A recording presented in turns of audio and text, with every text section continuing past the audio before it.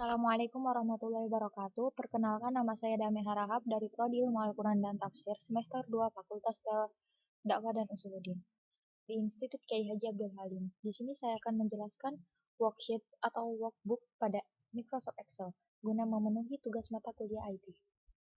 Pertama, kita membuka Microsoft Excel 2010. Di sini akan tampil di layar workbook atau bisa juga disebut dengan lembar kerja pada Microsoft Excel. Di dalam workbook terdapat sel. Sel itu adalah kolom-kolom yang banyak ini yang bisa dipindah kemanapun kita inginkan. Yang berfungsi untuk mengisi lembar kerja. Sel berada di antara kolom yang panjang ini dari huruf A sampai U ini jadi kolom yang ada di atas ini namanya kolom. Dari huruf A sampai ujung sini namanya kolom.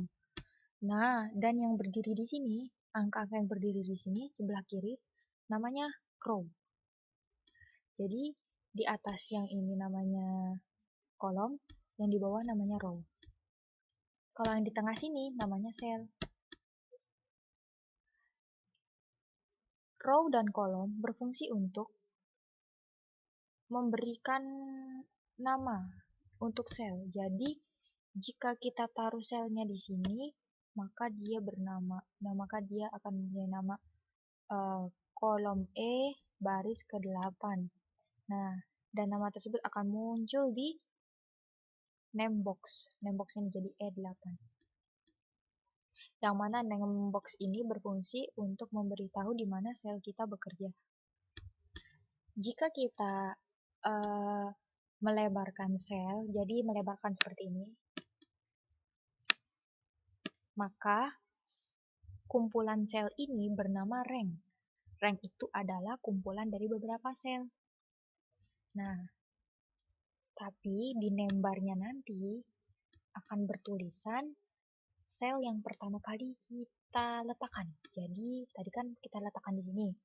Maka namanya kolom J. Kolom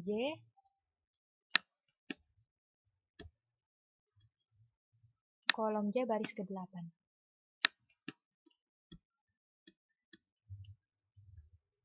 Lalu di atas ini namanya ribbon. Ribbon itu terdiri dari beberapa tab menu yang digunakan atau dibutuhkan untuk lembar kerja pada Microsoft Excel. Nah, di sini yang ada di atas kolom ini namanya formula bar. Jadi sepanjang ini dari sini sampai sini ini namanya formula bar yang berfungsi untuk memperlihatkan apa yang sedang kita lakukan pada Excel. Di sini juga bisa untuk menampilkan beberapa rumus, misalnya 1 ditambah 1. Nah, jadi akan muncul di sel nanti 1 tambah 1. Jika kita mengetik A, B, C, maka akan di sel nanti muncul A, B, C. Jika kita pindahkan, jadi hasil dari rumus yang ada di formula bar akan muncul di mana kita meletakkan kursor pada sel. Bisa kita meletakkan di sini, maka akan muncul di sini. Formula bar juga bisa diperbesar dan diperkecil. Cara untuk memperbesar formula bar hanya dengan mengklik ini. Tanda panah ini. Bisa juga kita mengetik Ctrl plus Shift plus U. Nah, jadi bisa memperbesar. Jadi kita bisa menuliskan rumus di sini atau apapun itu untuk kebutuhan lembar kerja kita. Lalu di dalam file Excel yang dinamakan workbox tadi, ini workbox tadi, ada di dalam workbox ini nama worksheet. Yang mana worksheet? Nah, ini worksheet. Worksheet itu artinya lembaran. Nah, biasa kita sebut sheet ini.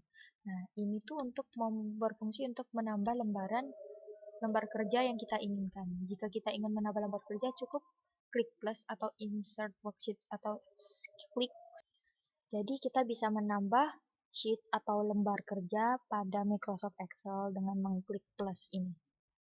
Nah, kumpulan lembaran ini disebut kolom sheet. Nah, kolom sheet ini bisa kita ganti namanya. Misalnya kita renam jadi ini gitu. Nah, bisa diganti namanya. Terus kita juga bisa memberi nama. Tab color kita tambahkan warna, misal warna merah. Nah, dia akan berwarna merah seperti ini. Kita juga bisa menyembunyikan lembar kerja tersebut. Caranya kita klik kanan lalu hide. Nah, dia akan tersembunyi. Lalu bagaimana cara mengeluarkan dia dari sembunyinya tadi? Caranya kita klik kanan lalu hide. Itu kalau kita ingin menyembunyikan.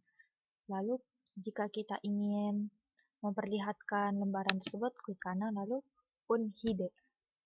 Nah, klik OK lalu akan muncul. Nah, jadi cukup seperti ini saja dasar-dasar memahami workbook yang ada pada Microsoft Excel. Jadi ini ada kolom, ada row, lalu ada cell, terus ada ribbon yang terdiri dari berbagai macam menu. Lalu di sini ada formula bar dan yang terakhir tadi ada sheet, kumpulan sheet. Kumpulan sheet yang bisa disebut dengan kolom sheet. Lalu tadi satu lagi adalah kumpulan sel yang bernama rank.